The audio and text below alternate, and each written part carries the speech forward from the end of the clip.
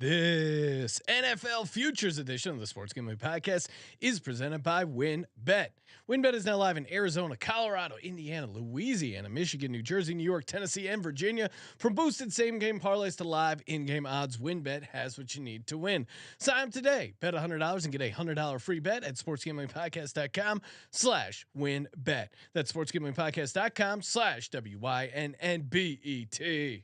What's up, everybody? You're watching SGPN. Fuck the Cowboys. Let's go, baby.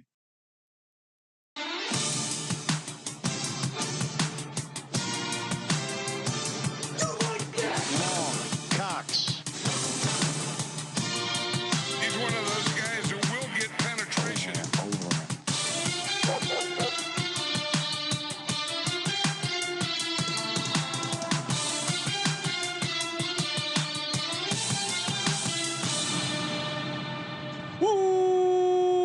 Welcome everyone to the Sports Gambling Podcast. I'm Sean, second the money green with my partner in picks, Ryan, Real Money Kramer. What's happening, Kramer? Dog.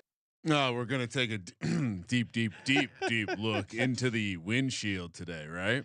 No looking back, just forward. Well, we're gonna look slightly backwards. We're gonna see. I don't know what that needs to be its own sound jump. I don't know what's going on with Kramer over there. We're going to take a look at our futures, see where we stand with some of these future bets we gave out.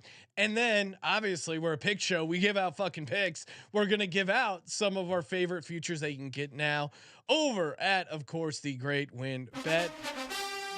Listen to those trumpets blare. That's right. SportsGamblingPodcast.com/WynnBet. Bet big, win bigger. So many states: Virginia, Tennessee, New York, New Jersey, Michigan, Louisiana, Indiana, Colorado, Arizona. We got you covered. And of course, the WynnBet Win Hour marquee games of the week have the best odds over on WynnBet. And again, bet $100, get a $100 free bet. Maybe use that on a NFL future. Who knows? It is your bet to win. Also, building your own bets? Yes, sir. If you want to check out the ones we gave out for Monday Night Football, of course, check out that episode. And the Win Build Your Own Bets, very fun to put together. And where's my sound effect? Can I do it? There we go. Hammer it away, finding value, chiseling. SportsGamblingPodcast.com/WynnBet. Bet big, win bigger, and of course, offer subject to change. Terms and conditions at WynnBet.com. Must be 21 or older and present in the state where playthrough WynnBet is available. If you're somebody who knows gaming problem, call 1-800-522-4700. Shout out to the chat. Chat is alive and well. Patrick Fisher, LFG, skull clap them cheeks 420. What's up, my fellas? Nick Fortune, LFG. How much are these picks? They're of course, Nick, completely FRE. Cousin Mush checking in, hot off the Cousin Mush parlay hitting at 13-1. And Jeff Saturday. Someone was asking about Jeff Saturday. I wish I could bet under 2 wins for the Colts for the rest of the season. Well, stay tuned because you can find places that have the adjusted win totals on these teams. Think about this: a decade ago, the concept of in-season win totals completely crazy. Forget. I remember one of the offshores did a promotion halfway through the year. I want to say now every week. What are the kids are going to learn? They're going to appreciate nothing. I don't need to get my win totals in before the year. I'll just bet them after week 1. We already got some chirping in the chat. Ryan Kramer, how you gonna feel Christmas morning after that giant loss to my Vikes? Yeah, I guess being scared of Kirk Cousins hadn't crossed my radar yet. I mean, well, look, the Vikings look good. We'll have to determine whether Vikings in prime if that game is considered prime time. And Vikings certainly was not a team I was not high on. The fact that they're 7-1 regression loading to me is pretty shocking. But all right, let's start with the start at the bottom, work our way up.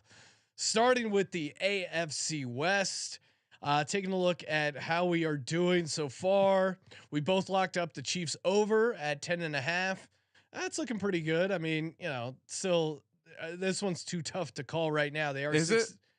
I like it still at 6-2. I I mean, here's what I'd say. I would say you have to go 5-4 the rest of the way. That feels pretty good. If there's a single division that is like the perception was so much higher than what they actually are. When you break this division down, I was wrong about the Raiders. They're not even close to good. No, the Chargers are capable of losing any game, and the Broncos are Superchargers. So Broncos are completely cooked. I mean, that obviously was the thing we had wrong the most in this division was the Broncos, but completely nailed the Chiefs. For the Chargers, I have it. I had them 10-7, but I said go to the under. You have them 11-6. I mean, I think both those are in the realm of possibilities. For as bad as they've been, they're winning games. They are getting some counting stats, and you know, I considering the other two teams in their division, do I expect the Chargers to be able to win some division games and rise? Yeah, I would hope so. But divisional games are just that. Shout out to Holland Oates pointing out double doink that like button, guys. Hell yeah. Thanks. Yes, sir. Appreciate the chat, bullying the chat. Like it, share it. As far as props, some duds in here. Mike Williams, most receiving touchdowns. That's not looking great. Injuries. Can't project injuries. Patrick Mahomes MVP though. I locked that in at plus 950 right now. That is like plus 200, plus 300 most places. He's neck and neck with Jalen Hurts, and of course our good buddy Josh Allen. So Brian, what is your or I don't know, any of these props you want to hit on? I mean, again, big whiff on the Broncos being decent. Alberto, baby. Yeah, Albert. You have Alberto under 52.5 catches. Look at it. I mean, is this even going to be paid out? Did he play a snap? He has played, so I think you're good. I would also throw out the Kelsey prop. Kelsey, you're looking good on that. The logic of just saying, "Hey, he's done better than this without Hill." There's certainly injury. You know, we don't want to be jinxing things ahead of time, but strong projection. And fuck Sean. If not for their fucking loss to the Colts, I would have hit that first loss at Buffalo plus 3,000. Oh yeah, geez. So I mean, it is what it is. But yeah, good. I mean, yeah, I'd say we maybe in hindsight we got a little too excited about the idea that a division could be all good. No, well, there's always bad. I at least was on the under on the Chargers and the Raiders, but I still I was like just under. So yeah, we did probably say or we're too high. We were sucked into that AFC West type. What about your favorite prop bet, future bet moving forward? I'll toss mine out first.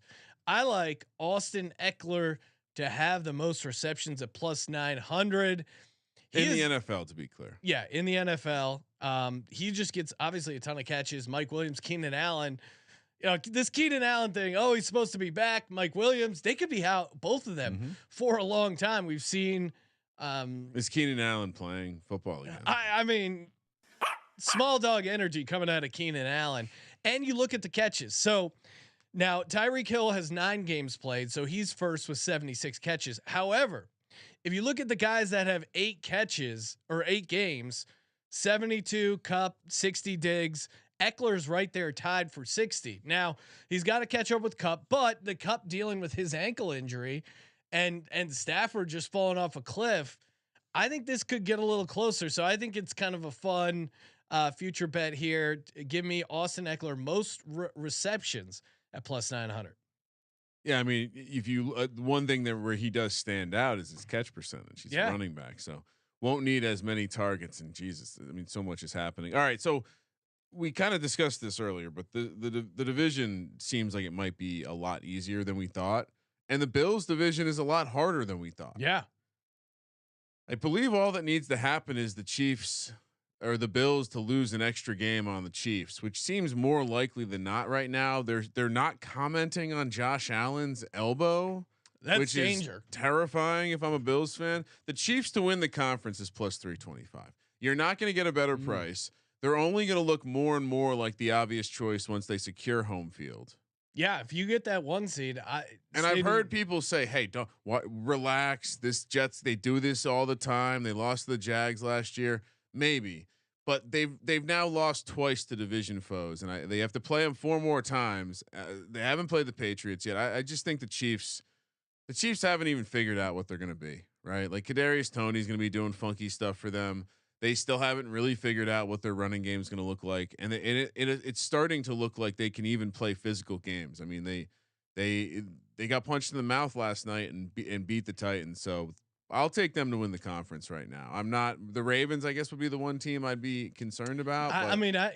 Chiefs at plus 325. To your point, feels like a good price, especially if the Bills are not going to be the number 1 seed. So if the Chiefs are the number 1 seed in the playoffs, that's really what the angle is. Your plus 325 is going to be looking pretty good. They'll be playing that game at home. Now, granted, the Bills have done well against the Chiefs at home in the regular season. We'll see if they can do that in playoffs.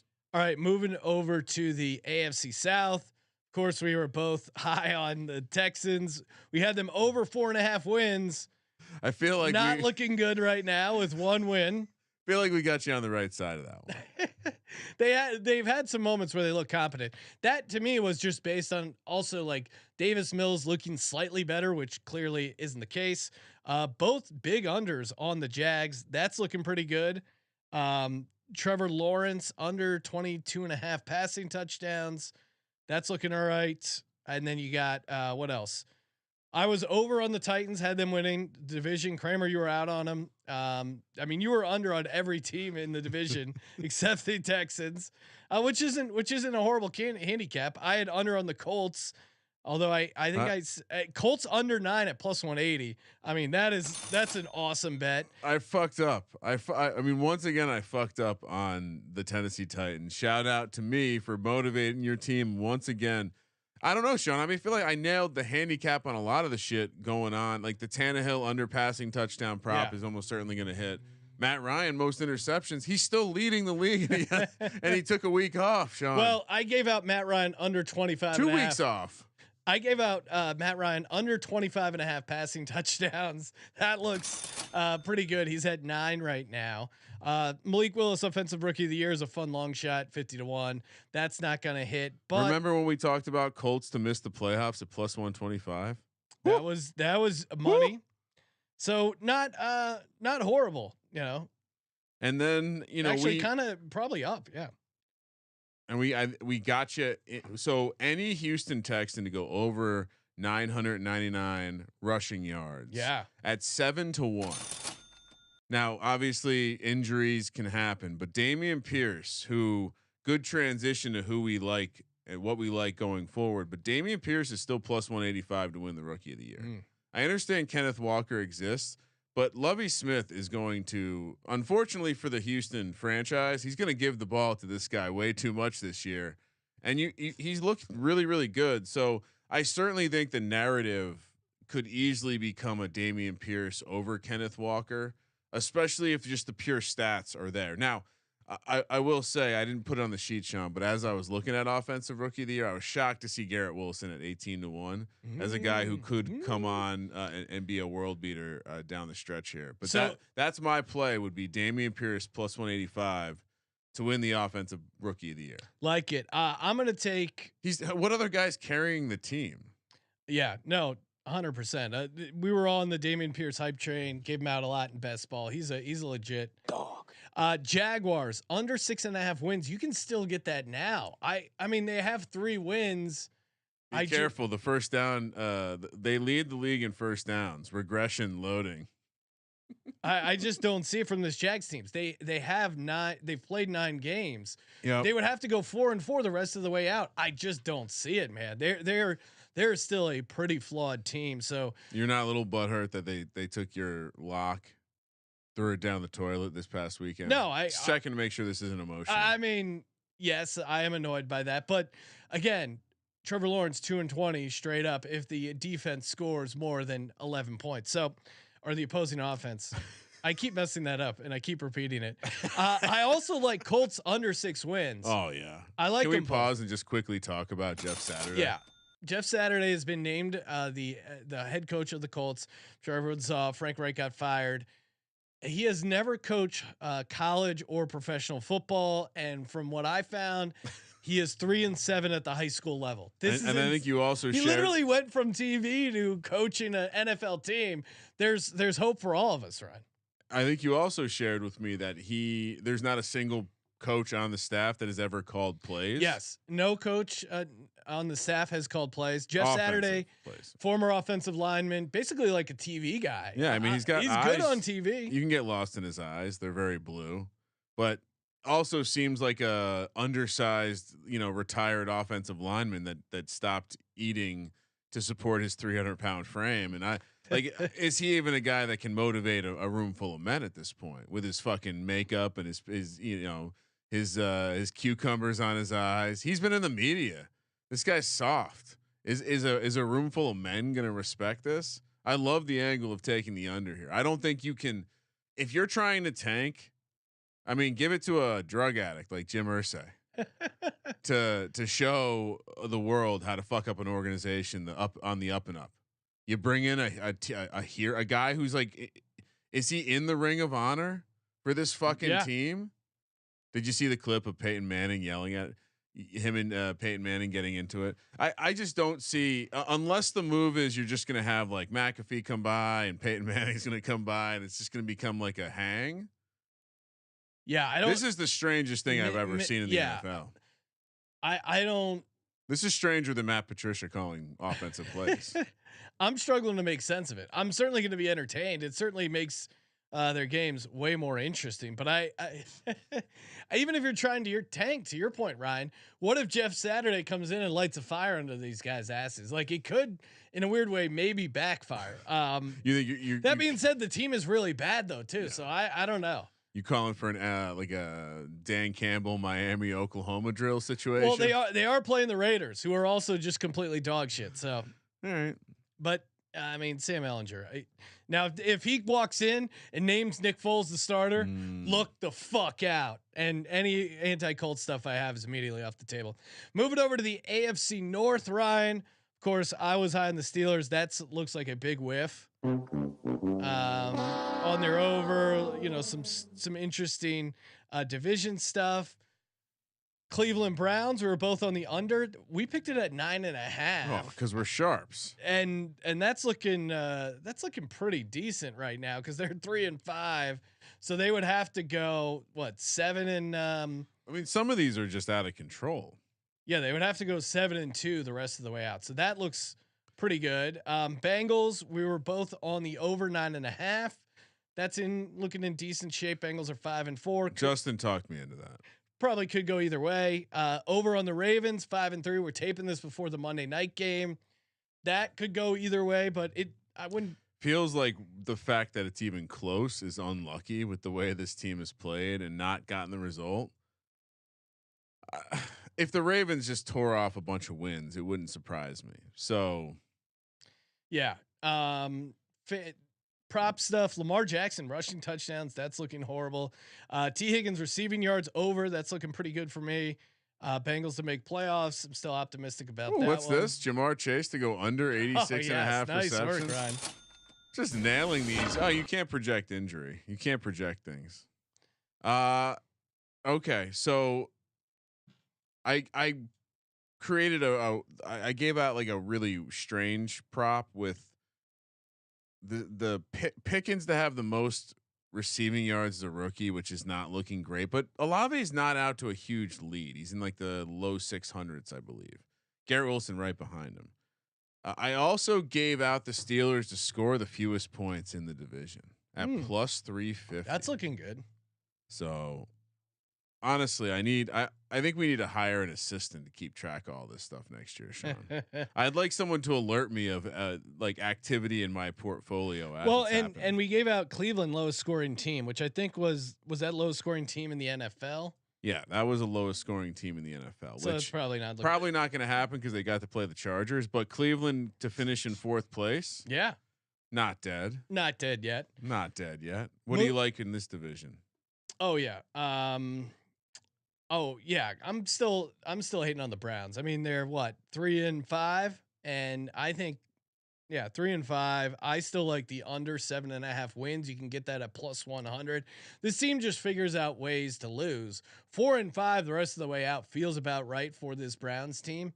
Again, that just figures out ways to lose games. Deshaun Watson's not going to be good when he comes back. I think Deshaun Watson is going to struggle, and yeah, I like the under here. So yeah, give me the Browns under 7.5 wins, even adjusted moving out the rest of the way. So you could take Kenny Pickett to lead the league in interceptions. I mean, the pace he's on is out of control. If you pull up by any metric per game, per percent interception percentage, he's crushing people. His interception percentage is almost 5%, Sean. For reference, like Davis Mills and Matt Stafford and these guys are in like the high 2s, low 3s. So he is 50% north of these guys in that metric, and it's still +350, which I have to remind people sometimes that's like a 10 to 1 dog in the NFL.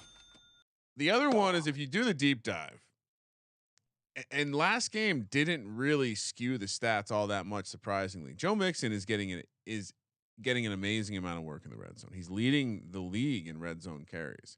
And again, more than most guys, very spread out. I was commenting you before the game, like guys like Kenneth Walker, half his red zone targets. Are you worried though, Ryan? I mean, again, it's 25 to 1. No. But yeah, I understand. Like we're buying kind of the worst of this price because we could have gotten it way better, but we would have had the same thought because he would have been near the top of the league in red zone attempts, and he just wasn't scoring. And this was kind of like regression happening all at once. This is still a team that we expect the offense to be good, which is what we need, right? We need to be in the red zone for the running back to get the touchdowns.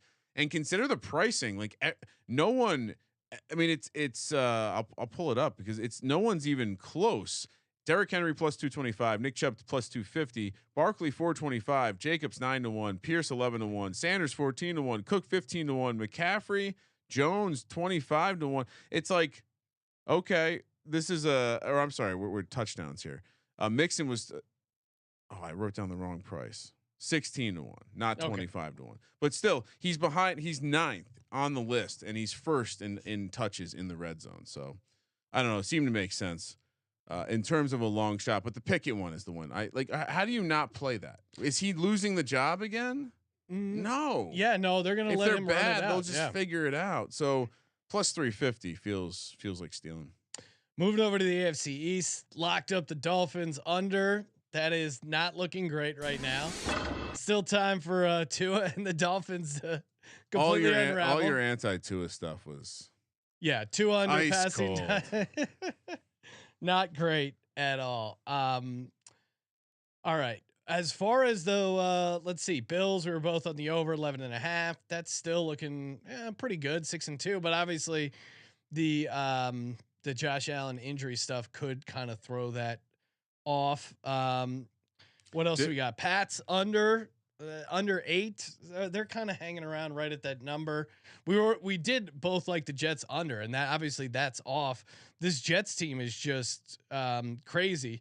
And we both had Breece Hall under 800.5 rushing yards, which we are fucking good, baby. Again, when in doubt in the NFL, just take the unders because I mean, honestly, as we see, dudes just get injured. It's sad. I even nailed I mean, Mac Jones under, Breece Hall under, all looking good. Also, Sean, I gave out an Allen most pass yards, Diggs most receiving yards, 190 to 1. They're both in the top 5. Really? Okay. So we're not cooked there yet either.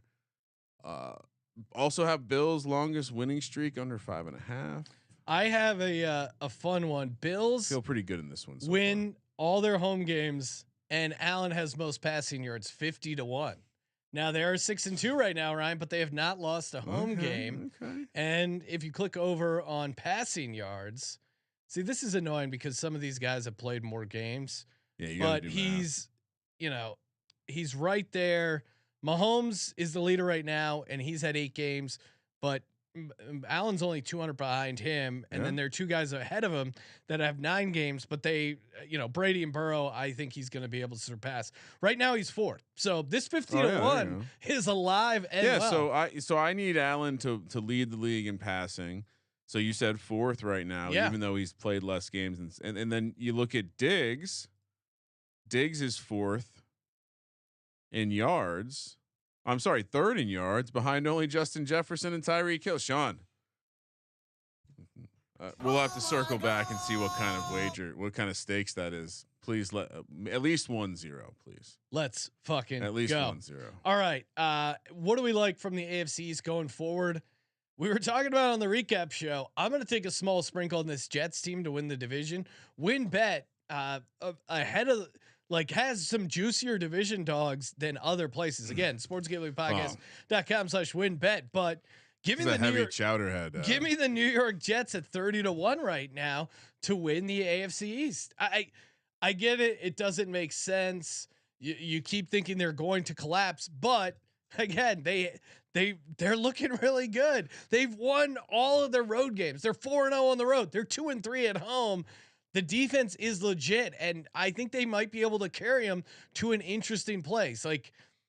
Advanced metrics would say, hey, they shouldn't have a shot, but 30-1 to me is crazy considering they're 6-3 and a half game back from the Bills, who they beat. I certainly think there's some interesting flowchart activities going on with the way the Patriots own the Jets, and now the the Dolphins and Jets are beating the Bills.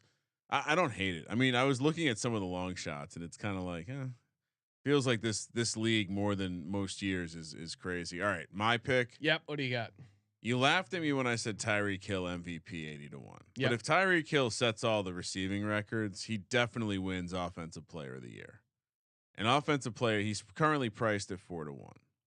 So I don't know. Maybe you're right. Maybe they wouldn't actually give him the MVP. Offensive Player of the Year, I think he has a good shot. Yeah. But if he sets the receiving record and the receptions record in the same season, as a tiny person, I think Offensive Player of the Year, he's in the mix for sure. 4-1. Again, 80-1 is his MVP price. I think he'll catch a little steam if he's really setting records, Sean. Yeah, the problem Calvin Johnson was like 2 of him. And how many MVPs did he win? I don't think he won any. I hear your argument. I mean, they just don't give it to non-quarterbacks. But I like Offensive Player of the Year because they definitely. But a height privileged or a height limited receiver. Height challenge is what you're looking for. All right, 4-1 is the Offensive Player of the Year. I like it. I don't hate that at all. Again, I thought Waddle would be the guy. I thought Tua would struggle with his deep ball, and I'm not completely off on that. Doesn't matter. Tyreek Hill's open every play. Well, I mean, like that 3rd and 11 where Jalen Waddle is wide open and he throws it. Jalen Waddle has to come back and stop. Incomplete. That's like one of the plays that cost them the cover against the Bears. So it's not completely without merit. Obviously, I'm taking the L on what we've seen out of Tua so far. They've both been I was going to say he's been very good. He's been very good. No, 100%. Because they have very fast receivers. Now, and again, the barista down in Florida, the Miami barista himself, Mike McDaniel, I was skeptical, but the dudes are wide open on his play calling. So shout out to him. And it doesn't make sense, but good coach. Miami Rob is got to be stoked. Oh, hey, yeah. Shout out to Rob. Good dude. Get your holiday shopping done early at the SGPN merch store. SGPN gear is here. It's the preferred stocking stuffer for the DGen in your life. We just got some Christmas sweatshirts that look pretty cool. We even got Christmas ornaments, bunch of fun stuff in there. Dire Eagles stuff looks pretty sweet. I'm rocking the camo hat. That thing's pretty badass. We really have a shit ton of shirts, hoodies, sweatshirts. The shirts are honestly one of the more comfortable t-shirts I've had in my life. Super, super comfortable. You got the campus collection, the NFL collection, a ton of stuff to get down on. And if you use the promo code Dallas Sucks from now until Thanksgiving, you get 10% off. Store.sportsgamblingpodcast.com, promo code Dallas Sucks. What's the coolest thing about running your own business? Getting to set the promo codes, right? Getting to set the promo codes. All right, moving over to the NFC West. I'll say this. We were right to kind of be down on this division. I struggled to find a division winner.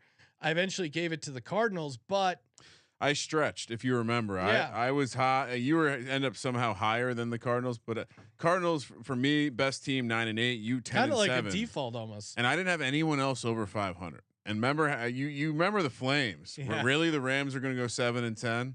Come at me. They're 3-5, bitch. I locked up the Rams under, as did you, Ryan. Under 10.5. We both locked that up. So easy. I had him 8-9.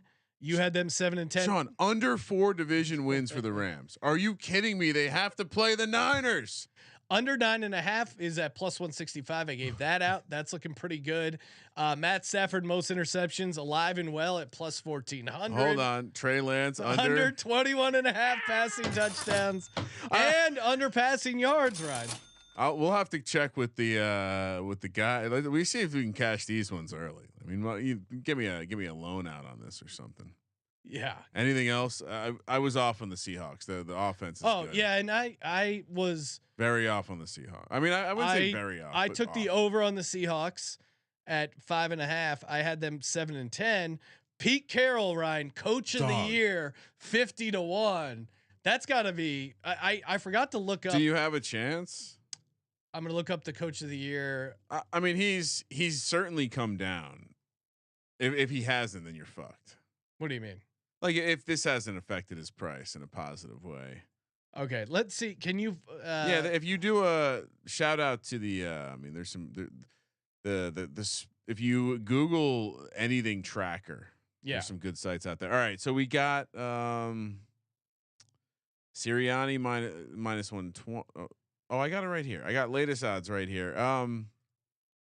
Yeah, I don't see Pete Carroll. Why am I not seeing Pete Carroll? There he is, 8-1. All right, so it's Sirianni 135 minus 135. Kevin O'Connell 650. Pete Carroll, Brian Dable 8-1. Robert Saleh 9-1. Mike McDaniel 12-1. The coach, it's kind of a 6-horse race at this point. Coach of the year, I think, is one of the more interesting future markets left because, again, there's so many bad teams that are overperforming. You can make a really good case for a lot of these coach of the years.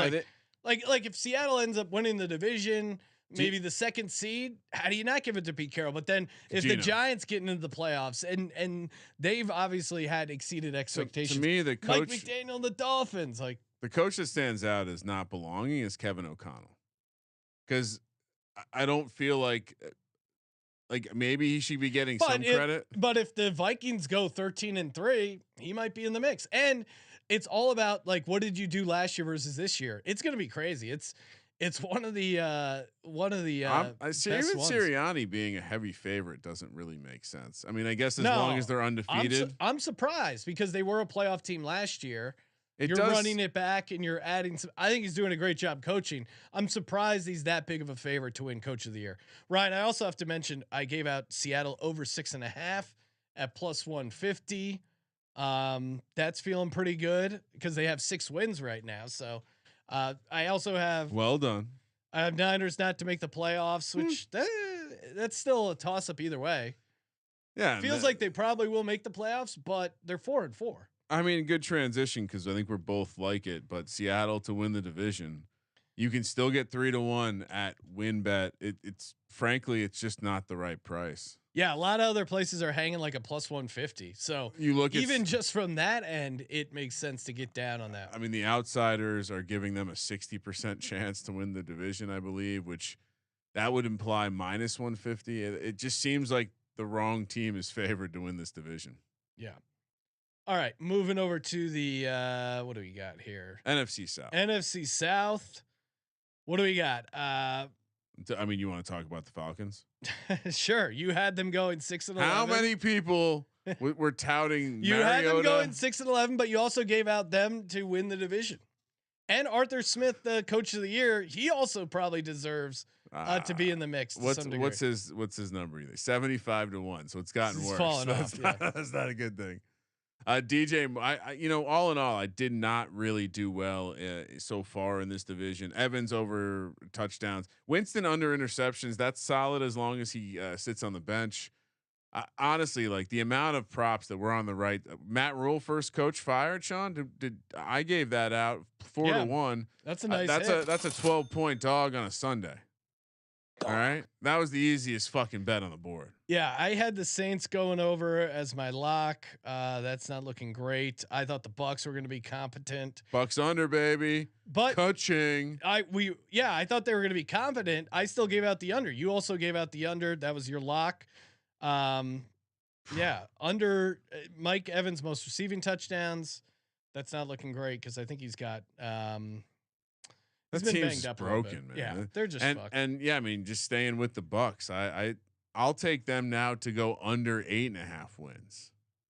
This is a 4-5 team. They have to win 5 games, 5-3. They have to go. They looked really broken. I'll be honest. So, and you want to, not that we need to go through the schedule, but if you were to look at the schedule, Sean. Yeah. This Bucks team, they still have to play the Seahawks, Browns, Saints, Niners, Bengals, Cardinals, Panthers, and Falcons. That's where are they getting 5 wins there? No idea. Play the lock sound effect. And for me, NFC South, give me Chris Olave, rookie of the year at +900. I think receivers are exciting. We saw Jamar Chase kind of go on a run there the last few games, winning people some fantasy leagues. And maybe, Kenneth Walker, Dameon Pierce kind of get lost in the wash, and Olave ends up being the guy at +900. You can play Pierce, Olave, and like if you want to fade Pierce or fade Walker, you can play the other guy plus Olave and like Garrett Wilson. Yeah, you can even sprinkle Kenny Pickett if you think he's going to surge back. Because for a quarterback, for him being 40-1, that's pretty wild. And unofficially, but officially, I do like the fact that the Falcons are still +175 to make the playoffs. Come on. Yeah. Are you watching football? Jesus. Are you watching football? Moving over to the NFC North, Ryan. I was high on the Bears going over 6.5, and they might do it. They're 3-6, and certainly you've seen. Some I got them good going stuff 3-14.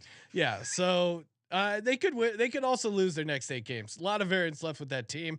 We both love the Lions under 6 wins. Andy Dalton just threw a bad interception. Oh yeah. Also watching that a little bit. Jared Goff under 23.5 passing touchdowns. That should be, let's see what he's at. That's probably right there in the mix. Obviously I thought Green Bay was going to be fine with no, so weird. Honestly, in hindsight, I was very Goff high has on 14. Green Bay. So maybe he does end up getting there. He's had some like games where he throws a bunch in like garbage, and then kind of cooked otherwise. Yeah, I mean, I thought Green Bay would run away with the division. Although I did lock up the Bears over 6.5, which I still feel decent about because they do seem like a team that could close strong.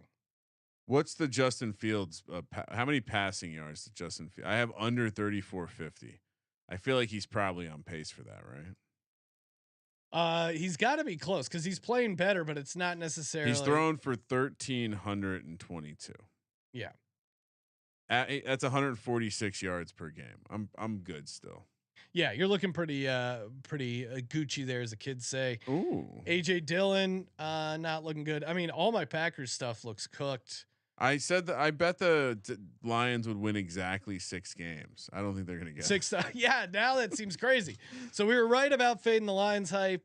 Bears, 8-9. I had them. You had 3-14. Vikings. I didn't see this coming at all. So I have the Vikings to go over 420.5 points, which we're on a good pace. So Cousins' most passing yards, is that in the mix? No, that was not really. He's only got 2,000. He's got a decent. I mean, he's not out of it, and they are in a dome. Like we'll like that's my angle for the bet I like going forward.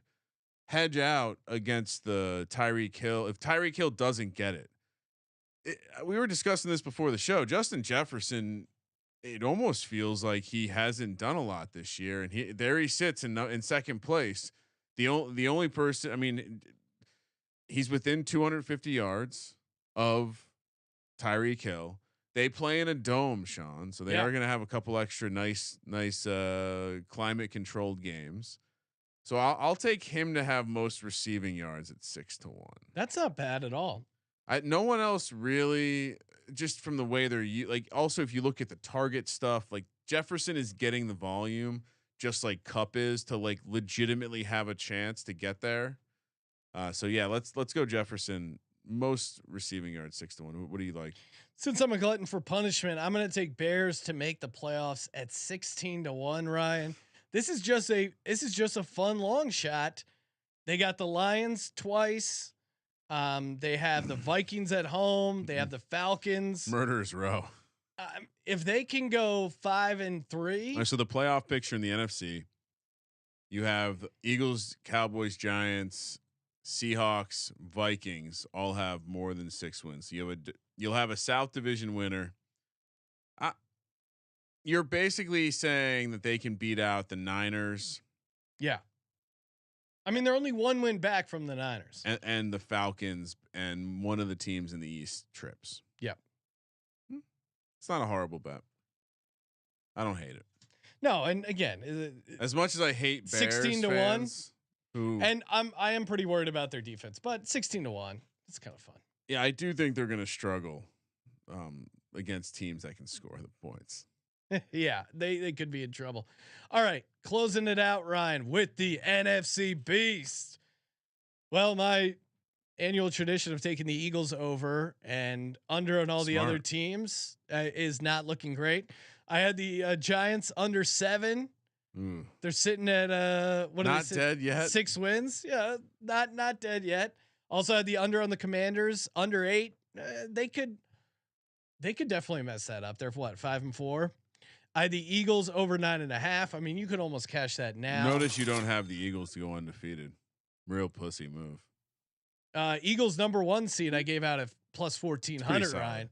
That is now they're trying to get you. What is it like? It's a minus odd now. Yeah, it is. Well, I gave out the Eagles Giants exacta box at 9-1, so that's still alive. That's fun. Way more alive than anyone thought it was going to be. My Dallas Cowboys 4th place. That's not looking good. What do you mean? They're only a couple games out of last. I mean, really, they are because of how well the Commanders have. Yeah. The Commanders end up beating 7-1 for that bet. That's not totally cooked.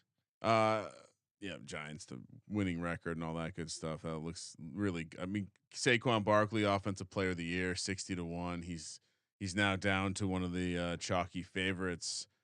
You faded Dan Jones. Unfortunately, you were right. He's playing well, but you're still right. I had under Dan Jones 21.5 passing touchdowns.